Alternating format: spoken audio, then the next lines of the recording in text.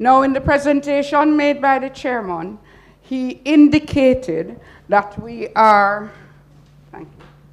looking at a number of issues in terms of the code of conduct and ethics. What does that really mean? The purpose of the code of conduct and ethics is to bring all the stakeholders in the industry under the supervisory framework of the authority. I indicated a little of that at the start. To establish conditions of service for private security workers who might be identified as, we have a proposal, and I'll explain that to you, which are in line with international best practices. I use the word workers so that you're not to confuse it, because we are all workers. Whether you're a contractor, whether you are an independent contractor, or as we are proposing, the term, a new term to be considered, a dependent contractor. And we'll talk more about it as we go along. And to provide a mechanism outside the legislative framework for dialogue. In other words, to establish some place, something, somebody that we can all, as an industry, know that that's the place you go to. So, for example, you know that when you come to us and complain about not being paid late, not getting the minimum wage, we always tell you to go to the Ministry of Labor. Because that's where you have to go. We don't have any remit. We don't have any authority. We can't do anything about that. So we have to send you to the place that is vested with the authority to handle those issues. To ensure the professionalism and preserve the integrity of companies and individuals working in the sector. If the private security industry is to be the valued sector that it is, if it is to have the regard, the reputation, the recognition, and the professionalism, we have to treat the workers, all of the workers in the industry, in a better manner. We have to treat them in a manner that resembles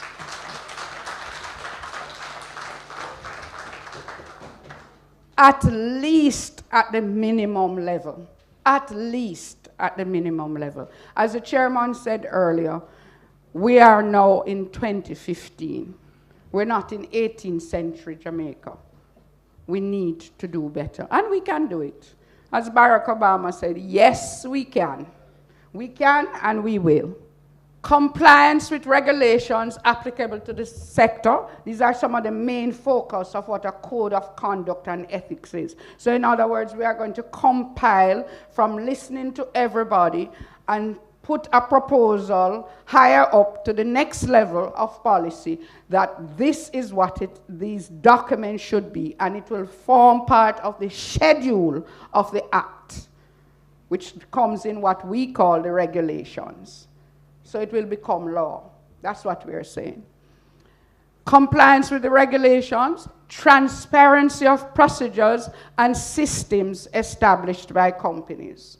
Anybody who read the newspaper 2 Sundays ago would have seen an article about a particular company and all of those things. We want consistency, transparency, and the same for all. And the authority will have the power granted to it under the Code of Ethics, being part of the regulations, to visit, to look upon, and to investigate on these matters.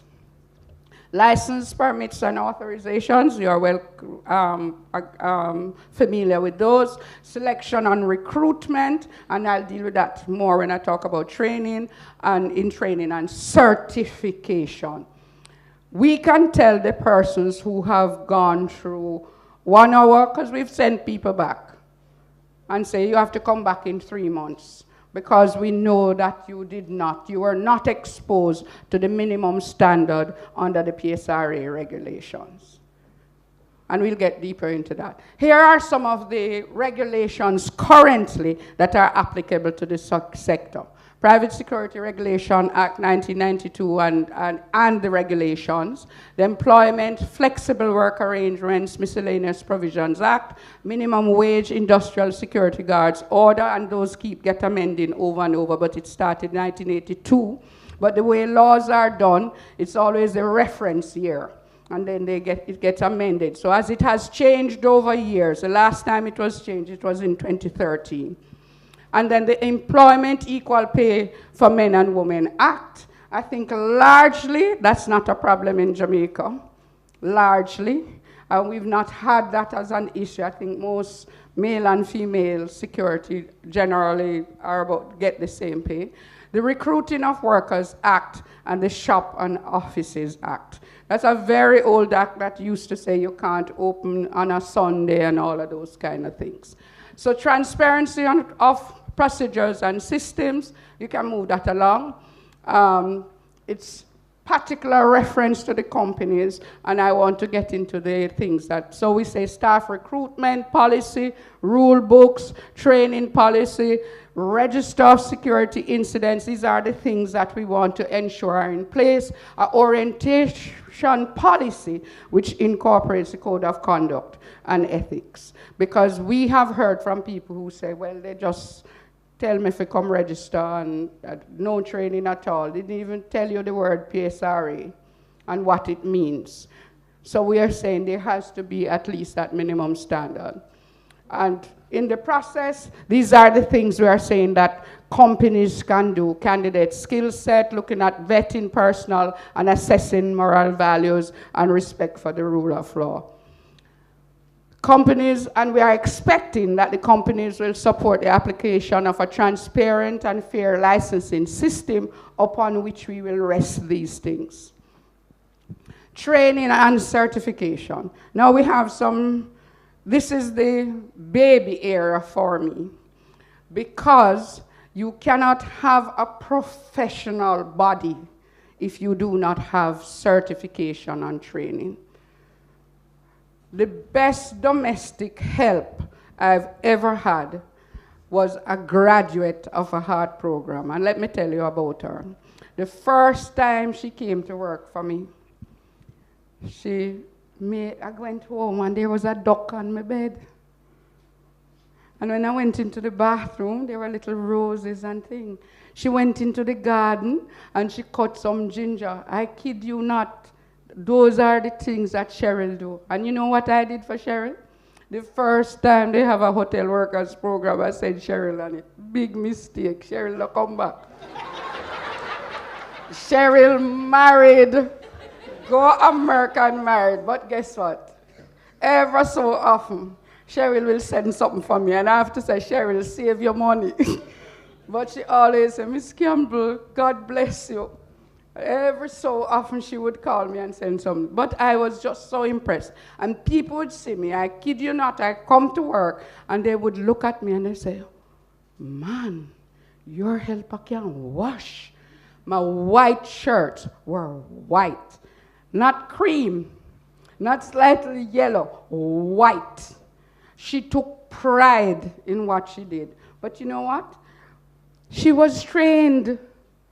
And people generally think that if you are a domestic helper, you don't need no training.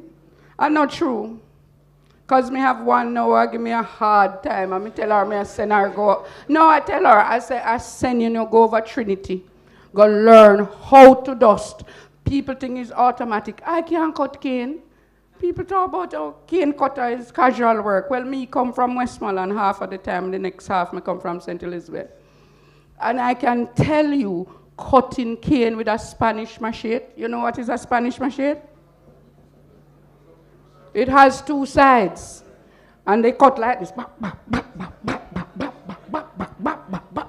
Going down. You think I can do that? Of course not. Me that chop off my 2 foot. It couldn't happen. And you couldn't do it either. So it's a skill. It's a skill. And when you take pride in your work, you want to ensure that you do it to the best of your ability. Let me tell you the security story. There was a security guard in Ocho Rios at Burger King. And I remember saying to Mr. Lake, I said, dear God, you can't pay that security guard. When you enter, he opens the door. Every customer, welcome to Burger King. I was so impressed the first time I see it. And I had another experience with another security guard at Sandals.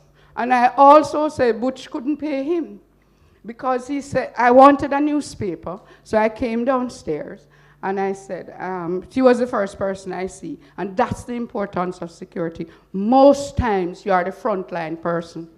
You are the receptionist. You are the telephone operator. You are the person who provides the info. In the bank, if you go in a NCB or Ligani, that is the person that I say, which form I must fill out? Come here, I get a little old. I look good, don't you? But yes, but I am a senior citizen. So sometimes I have to say, is which, because no matter how we trained and full of education, some things floor you. It don't look as simple as it is. So you are the frontline person. So here I am in Sandals. I've gone downstairs and I want a newspaper. So I saw the security and I said, I'd like to get a newspaper. Where can I buy one? He says, buy? You don't buy the newspaper in my hotel. My hotel, he said. He said, madam, what room are you in? And I told him. He said, just a moment.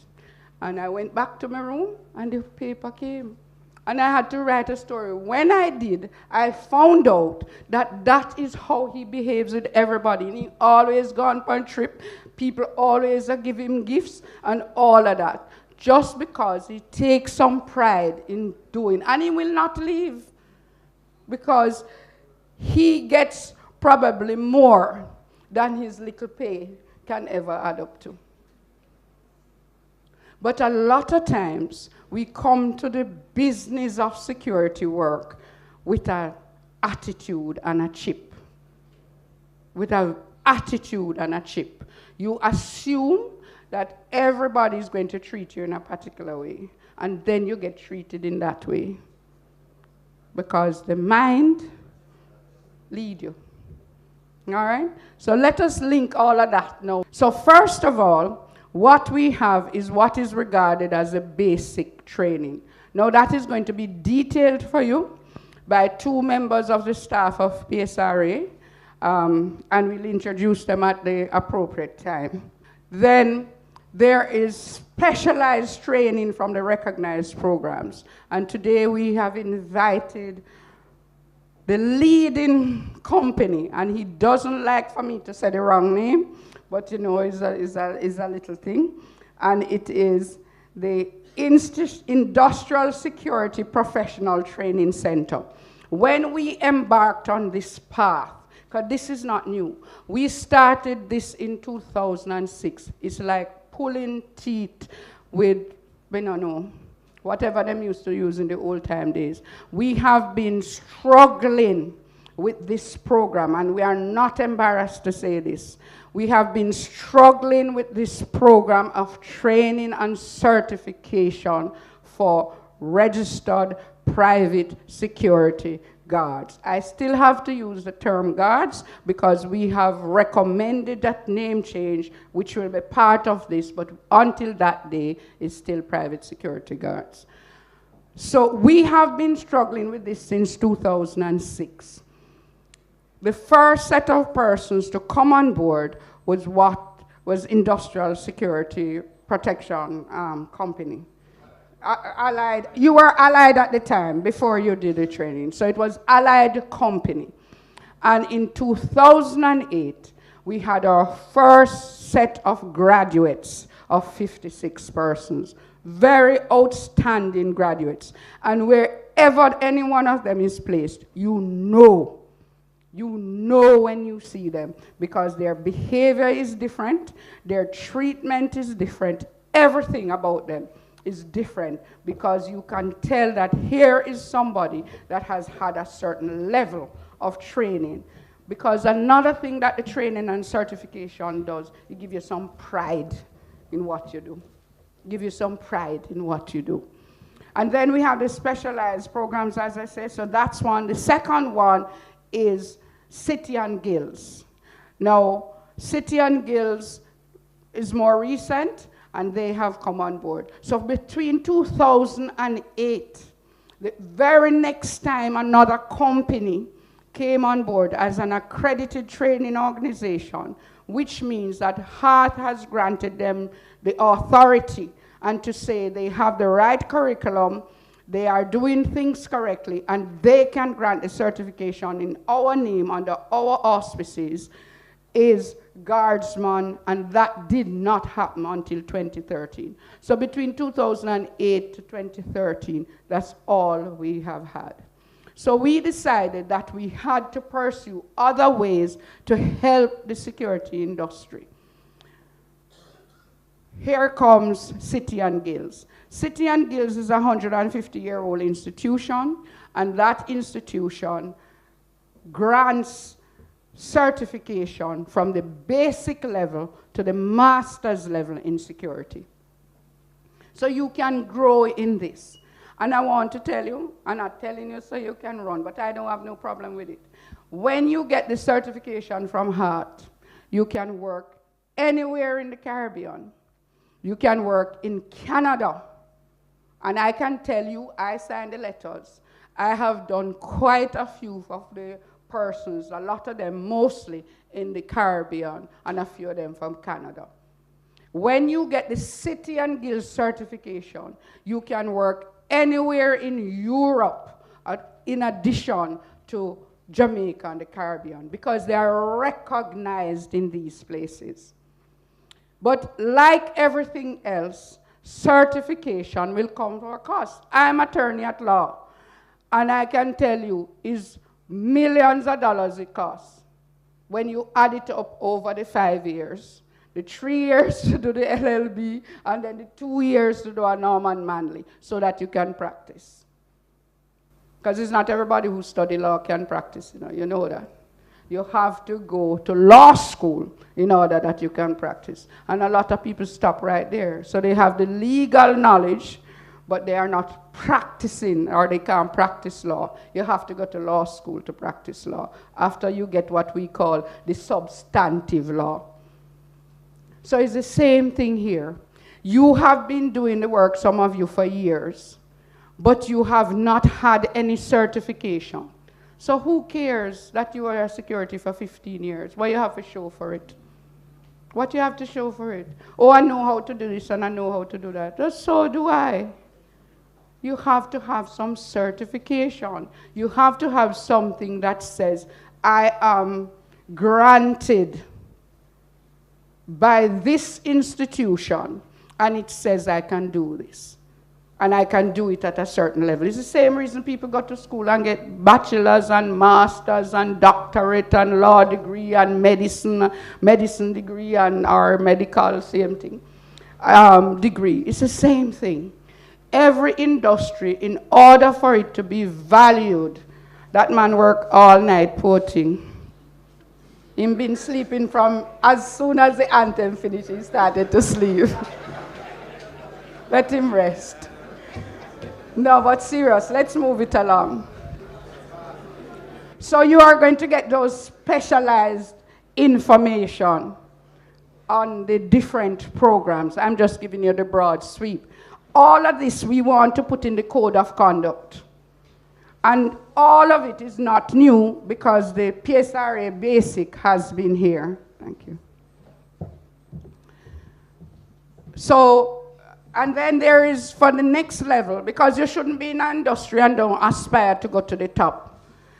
The ASIS training is for PSP, PCI, and CPP. And those are equivalent training to bachelor's and master's in other areas in the world. organizations. Move it along. All right. A critical part of the Code of Conduct and Ethics that we want to look at: working conditions, salaries and income, health and safety, equal opportunities and non-discrimination on the organization of work. And that is where National Family Planning Board comes in, because they are going to, these are human rights issues. We treat them as if they are, favors, but they're just everyday human rights issues. So here's our proposal. Private security guards must not be paid less than the minimum wage as prescribed by law. That's our first one. Our second one, private security guards must not be scheduled to work more than 12 hours per day. Here's why we say that.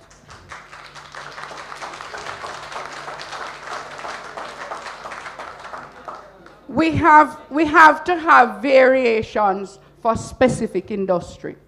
In nursing, in medicine, it's normal for people to work 12 hours, So we're not coming to say that you have to get an 8-hour day. It is not a practical thing for this industry. It's just not. It's just not. So I would not be part of any process that would come to tell you that is 8-hour day we're talking about. It's not practical. It does not fit the industry. So what you do should look as how the industry is.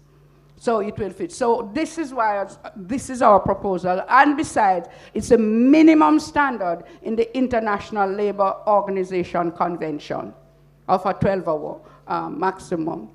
Private security guards should work no more than 6 consecutive days per week, to be followed by a 24-hour rest day.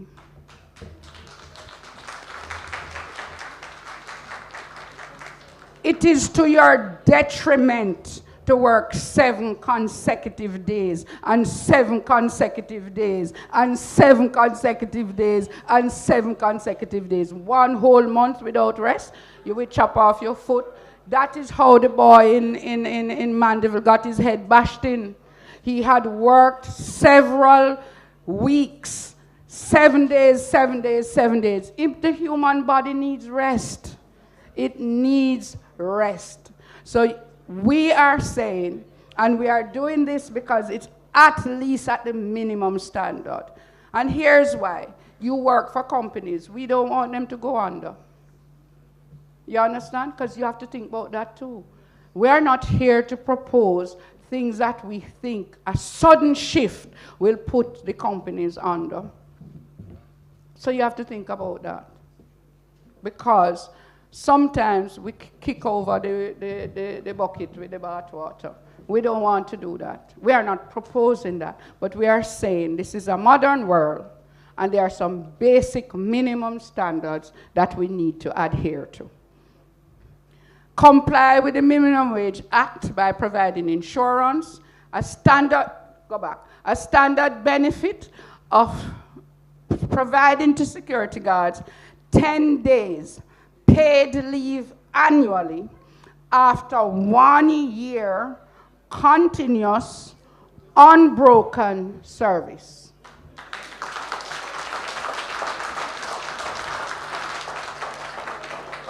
But most important is full-time hours. So I know some people have a thing and them come and they will work 3 hours here, so and then gone and them run go Cayman and then come back and then think, no. 1 year, unbroken, continuous service. That's our proposal. That's our proposal. And we want you to know these things are proposals. But we believe they fit the minimum standard under the International Labour Organization Convention. That's where we are. And we are saying that the appropriate level of remuneration, salary payment, adds to the appeal of the industry, and maintenance of appropriate salary levels reduce the risk of unfair competition from companies. Because if you're all on the same page And you all, for example, let's look at the banking industry. Every bank no pay exactly the same, but there are certain guidelines and certain regulations that they adhere to based on the ILO standard. And you would not find that it is so dramatically different for teller 1 to teller 2. Sometimes people move not because of money. Sometimes it's just for a change. We want that to be happening in this industry. So we say that this will lead to greater productivity and ensures a high level of service quality and ensuring that the company you work for is competitive. Because you want the company to stay in business. It's not that you want them to be out of business. You want them to stay in business because if they're not in business, there's no you and there's no us either. So it's a win-win for all of us in it together. So we are saying that you should provide a letter of employment to whether the name, we say dependent contractor, your pay rates, emoluments, it can be electronic, but it must be transferable. Because guess what? It's a modern world. And I can tell you from my own experience, and I've told this story many times, that about 5 years ago, I went to Tampa, Florida, where my best friend lives, and I'm lying on the bed while she's working with Progressive. And she's answering the phone and doing all of that, and in between we are chatting and stuff, and I said, then Pat, then hear we. She said, no, the technology have noise reduction in it. They can't hear a word we are saying. And she spoke to different people until she started to speak to a Jamaican. And as it turned out, I kid you not, is somebody I knew. So I said, tell him that I'm right here. I ended up talking to the person. But what I'm saying to you, times change. And then when she gets her pay, guess what? It come on a card. She does not go into the office at all. That alone saved her about $300 a month, because she didn't have to drive every day into the office, plus all the wear and tear on her car that it saved. She got a card, and that's what they paid her on, right? But she had the ability, if required, to print it, to print her information. So we are saying, if your competitive edge is electronic transfer, nothing is wrong with it. Nothing is wrong with it, but you must have the ability, if required, for it to go on paper. Pay over deductions for salaries and to relevant organizations on a timely basis. You know by now that I have a lot of stories. I have a helper named Peggy. Peggy came after Cheryl. Cheryl is my first love. Peggy came and worked for me, and Peggy never want to pay no NIS. So I said, Peggy, you're going to love me when you can't walk. Everybody in here know Peggy, because Peggy still come to look for me at PSRA.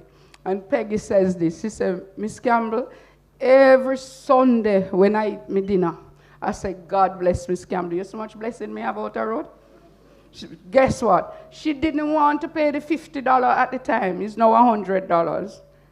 She didn't want to pay the $50. I said, Peggy, go pay the $50. So when you're old, you can get something.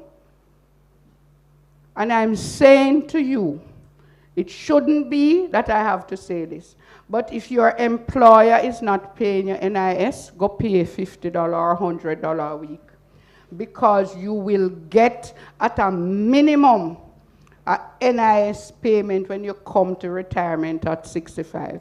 We are trying to fix this, you know, but don't wait on it. I'm just giving that as free advice and not charging. I'm not charging for that one. If you're at a point, I will say to you, make sure, because in this country called Jamaica, we tend not to plan for the years when we cannot work. And at a minimum, if you get your NIS, you can eat a good Sunday dinner and pay JPS. You understand? You have to make plan for that. But what we are saying outside of that is, we would want in our code of conduct a requirement that gives us the power as the authority when you come for renewal, that you have to pay over your deductions. I have to speed it up. So companies provide employees with personal protection equipment where needed, transportation allowance as required. What that means is not to say you get off of work 9:30 and then if you have a bus park out there for you jump on. Because it don't work like that. But equally, if you get off of work at 1 a.m. in the morning and you are out at the airport, it is not fair to expect that you must jump on GAUTC. No, sir. So therefore, at that point, so is reasonableness on both sides in the question, and a viable means of communication, especially in dangerous circumstances. Because some of you work in dangerous places, and you can't be there by yourself, and if something happens, not even a little coog phone to call somebody, or even to bawl out, and somebody could hear, but I hear that on the phone, all right? Now the health issues, and as I said, National Family Planning will focus on these. I know a lot of you think say ganja is legal. It's not legal. Don't make nobody fool you. It's not legal. And I know me people, and know no love and no like a ganja thing. Come, I see the red eye them all the time. They want them from sleep. Me know those different. Yes, it's not legal. Don't make them fool you. But she will explain it to you. Sexual harassment in the workplace. All these are issues that we want to put. Relations, health. Move it through. Move it through. Move that through. We are looking at the professional relationships with the clients. We will have that, and I know that's a concern for companies because we have to do something with regard to clients, because some of the clients, they're asking things that trying to force you to behave illegally. So we are saying if we have a code of conduct, and it will also be to the client's benefit, because if they do not behave in the manner of it, there are penalties equally to the clients as there will be to the company. So it is an environment. Listen, what we're saying is not new. What we're not creating no wheel. These things happen around the world. That's what we're doing. All right? So the code of conduct, keep going. Keep going. So let's look at there's a missing one. No, go back up. Keep going. Go to the bottom, let me see something. She put it in the other place. The amendments of the act, the chairman alluded to it. So, here's the proposals, and that's all part of all of the things we are putting forward. Expand the categories of workers under the act. Now, a whole heap of you working on all kind of things, vault cashiers, you transferring cash, personal protection, all of those things. So those are some. Make it mandatory for all guards to have on their person at all times while working their PSRA issued license. We are the authority. So therefore, we are saying, you must, a gentleman over there, he has it on, I can see it. You should have it. We will even indicate how you should wear it. In other words, so that some people don't have it here, son, some have it here, son. You understand? You understand? We're going to say you have to come up here, anything above the waist. And then, as I said, we'll identify, which is generally, our thinking is above the waist. Establishment of a tribunal or some dispute resolution mechanism. There's a lot of disputes, and we need to have a dispute resolution mechanism established to deal with issues, whether it's between guard and company, company and guard and whatever. We think that is a critical part. And then there's penalties we want to recommend for these things, because we know what people do. Don't care, not care, and you can't say what you want. You have to have penalties. So we said the first offense, a warning, the second offense, go back, suspension, the third offense, revocation. Go up one now. The key elements then of the code of conduct, and then I'll sit down. 12 hours maximum workday. Maximum 6 consecutive work days to be followed by a minimum 24-hour rest. Provide personal protection equipment where required. Transportation provided when necessary. Pay minimum wage rates at the minimum. In other words, if you can afford to pay 20% above that, So do it, because a happy worker is better for your organization. But at the minimum, no one should be below the minimum wage rates. Pay attention to the Insurance on the Minimum Wage Act, the health and safety issues, the conditions of work. And we are asking that this become a schedule of the PSRA Act. In other words, law.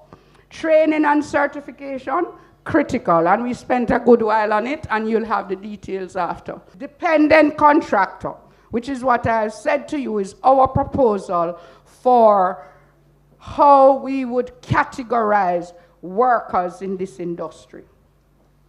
And it's a person, whether or not employed under a contract of employment, and whether or not furnishing tools, vehicles, equipment, machinery, or any other thing owned by him, who performs work for another person for compensation or reward on such terms and conditions that the person is in a position of economic dependence upon and under an obligation to perform those duties for that person. So that is our proposal. I know most of you and most of the industry operates on contract, and they say they are independent contractors. But generally, most times, that term is at another level. So we are saying this is not in law. We are proposing to put that under the PSRA Act so it will be specialized to security industry, because there are special needs, there are specialized things that need to happen to address it. And then the one before was security provider. As the chairman indicated, we are moving to ask to say practitioner, personnel, or provider, and to move the term guard, because you're all doing all kind of different things. And that's enough for me.